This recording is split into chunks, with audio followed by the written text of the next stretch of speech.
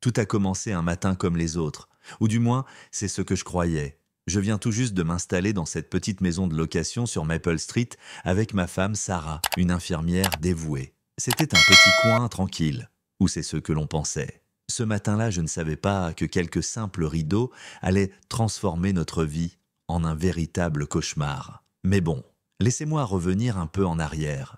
Nous étions arrivés ici, tout fraîchement sortis d'une histoire difficile.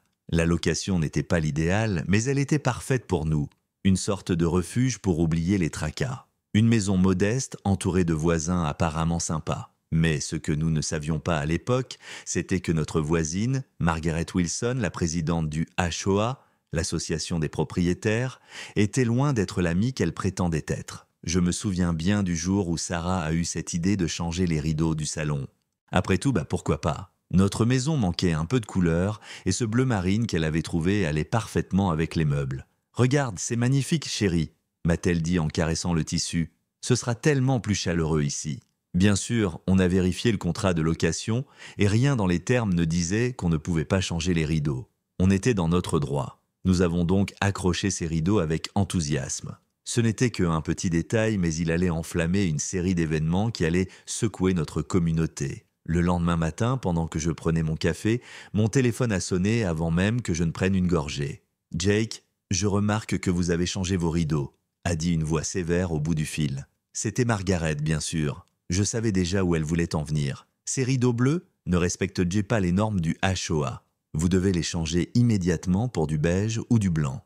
Et là, j'ai eu un petit frisson. Elle n'était même pas capable de masquer son ton méprisant. J'ai pris une grande respiration et lui ai répondu calmement. « Margaret, j'ai vérifié le règlement du HOA. Il n'y a rien qui interdise les rideaux bleus. » Elle a répondu par un long silence, des bruits de papier froissé au fond de la ligne, avant de balancer « Changez-les, maintenant ». Et puis, un coup sec, le téléphone s'est éteint dans ma main.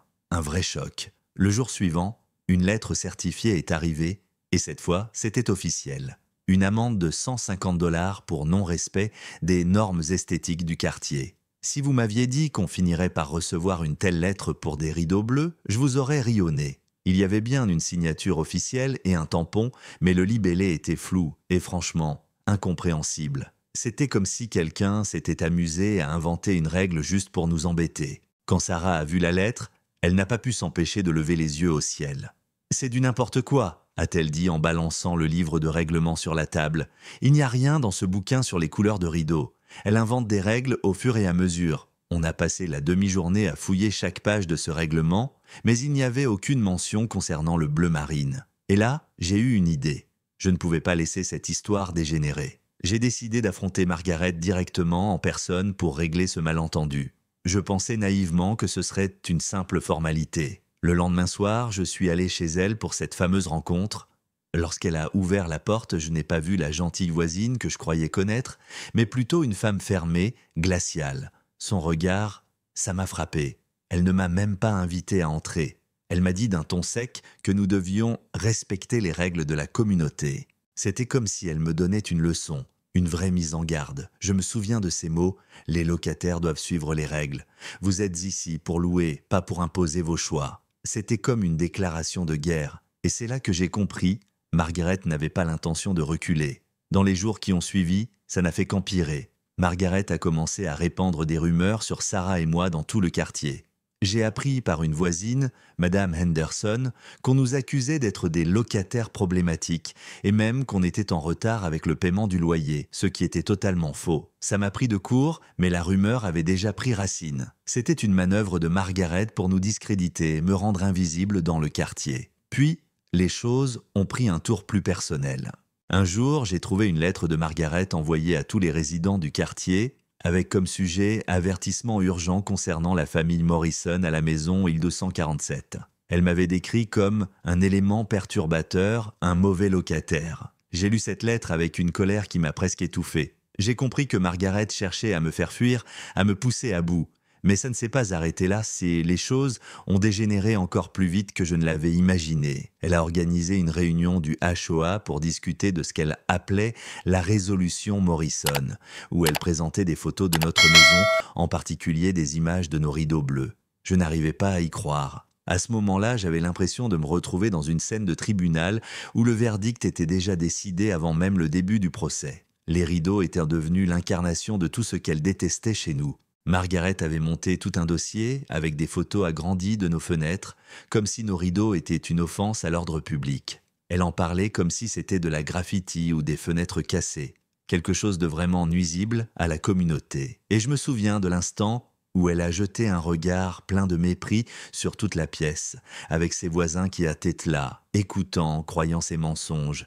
C'était comme si tout le monde était prêt à me juger. Je pouvais entendre les murmures dans l'arrière-plan, comme une mer de voix chuchotantes accusant l'intrus. C'était dégoûtant, mais cela m'a aussi mis en colère. Il fallait que je fasse quelque chose, et vite. C'est à ce moment-là que je suis allé chercher mon atout secret. Pendant des années, j'avais travaillé dans le domaine de la consultation immobilière et avec mes compétences, j'avais accès à des bases de données qui pouvaient me donner plus d'informations sur les propriétés dans le quartier que n'importe qui d'autre. Ce que j'ai découvert m'a fait battre le cœur à toute vitesse. Je n'étais pas juste locataire dans cette maison. En fait, je possédais le terrain sous notre maison. Margaret, malgré sa position dominante, n'était pas la propriétaire du terrain. Elle avait seulement acheté la maison elle-même en 1987. Le terrain était sous un contrat de bail à long terme. Un détail qu'elle avait négligé pendant toutes ces années. Le plus intéressant, c'était que le contrat de bail stipulait que le terrain pouvait être résilié si le propriétaire du terrain violait les règles de la communauté, notamment en harcelant les locataires ou en créant une atmosphère hostile. C'était la clé. Margaret était en violation totale de son propre contrat en nous attaquant de la sorte. Si elle poursuivait son jeu, elle risquait de perdre bien plus que des rideaux. Elle risquait de perdre le terrain sous sa propre maison. Je savais que j'avais trouvé quelque chose d'énorme, quelque chose qui allait changer la donne. Mais je ne pouvais pas le sortir trop tôt. Il fallait que je prépare le terrain et que je fasse bouger les bonnes pièces. J'ai donc contacté un vieil avocat de la famille, Robert Chen, qui avait suivi nos affaires immobilières pendant des années. C'était un homme astucieux mais discret, et je savais qu'il comprendrait la situation immédiatement. Après quelques explications, il m'a dit quelque chose qui était resté gravé dans ma tête. Les tyrans comme Margaret ne comprennent que la force. Tu dois lui montrer clairement qui a le pouvoir ici. Alors, j'ai pris un autre risque. Je suis allé parler à David Wilson, le mari de Margaret. J'ai rencontré David un matin alors qu'il sortait faire les courses. Je lui ai posé la question que je savais qu'il avait besoin d'entendre. « David, savais-tu que Margaret ne possède pas réellement le terrain sous votre maison ?»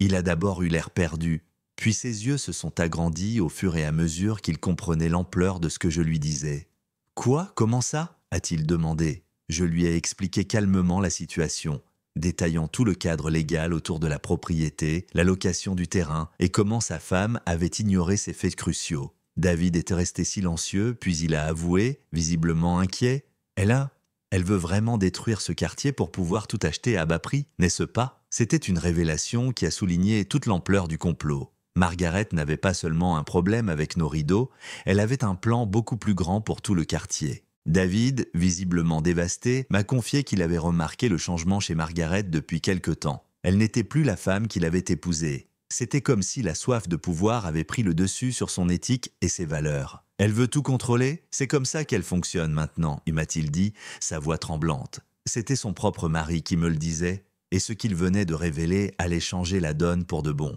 Je lui ai demandé s'il serait prêt à m'aider à exposer ce que Margaret faisait réellement. Et après un moment d'hésitation, il m'a regardé droit dans les yeux et a dit « Je suis prêt à tout pour arrêter ça ». C'était le moment que j'attendais. Une fois que j'avais l'appui de David, j'ai commencé à rassembler des preuves contre Margaret.